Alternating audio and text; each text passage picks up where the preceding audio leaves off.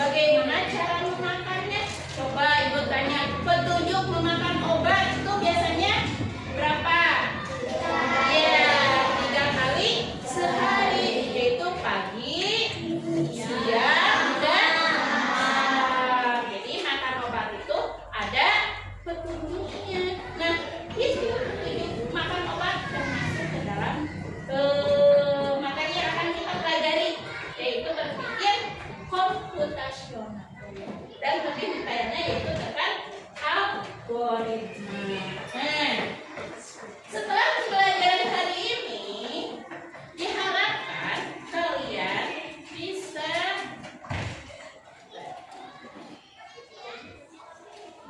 memahami apa itu algoritma digunakan dalam kehidupan sehari-hari. Yang kedua, kalian dapat menyusun algoritma sederhana menggunakan langkah-langkah yang jelas dan terurut. Yang ketiga, memahami konsep urutan langkah dan pemecahan masalah dengan menggunakan algoritma. Yang keempat, kalian itu dapat menerapkan algoritma dalam aktivitas sehari-hari seperti membuat resep atau instruksi sederhana. Nah, Ibu mau bertanya pada kalian, ada yang tahu tidak apa itu berpikir komputasional? Ada yang pernah mendengar atau baru kali ini? Nah, berpikir komputasional itu atau computational thinking adalah cara berpikir yang melibatkan penyelesaian masalah dengan cara yang sistematis dan terstruktur, seringkali dengan bantuan komputer atau teknologi. Nah, bagaimana contohnya ya? Bagaimana contohnya algoritma dalam kehidupan sehari-hari? Ibu mau bertanya pada kalian, pernah tidak kalian makan mie? Pernah tidak kalian masak mie? Nah, Ibu mau tanya, bagaimana cara atau urutan dalam memasak mie? Yang pertama apa dulu? Yang disediakan apa? Air. Apa lagi? Mie-nya. Apa lagi? Apa? Mangkoknya. Apa lagi? Bumbunya. Apa lagi? Pancinya. Jadi urutan dalam memasak mie, yang pertama kita harus siapkan dulu bahan dan alat. Yang pertama yaitu pancinya ya. Kedua airnya. Yang ketiga mie-nya, kompornya. Ya betul. Karena kita mau masak mie-nya di atas kompor. Kompornya disiapkan dulu, dinyalakan dulu. Terus kita simpan apa? Panci. Panci diisi air. Airnya bagaimana kan? Iya, direbus atau dididihkan dahulu. Nanti setelah air mendidih, baru masukkan mie-nya. Setelah itu, mie-nya diaduk, betul. Setelah diaduk, diberi bumbu. Setelah itu, mie siap disajikan, lalu dimakan oleh kalian. Nah, ini urutan dalam memasak mie. Itu adalah contoh dari algoritma ya. Jadi algoritma itu urutan langkah-langkah untuk menyelesaikan masalah. Jadi urutan biasa aja Ibu Naros. Bisa enggak? Misalkan kita langsung menuangkan mie, bisa tidak? Tidak. Mau menuangkannya di mana? Kalau pancinya belum disiapkan. Kalau airnya tidak ada, bisa tidak masak mie? Tidak. Makanya kita memasak mie itu harus berurutan. Itulah algoritma, konsep di dalam berpikir komputasional. Nah, sekarang Ibu mau membagi ke kalian menjadi 5 kelompok. Ibu akan memberi tugas kepada kalian ya. Contohnya di sini. Ibu akan memberi contoh dulu masak mie.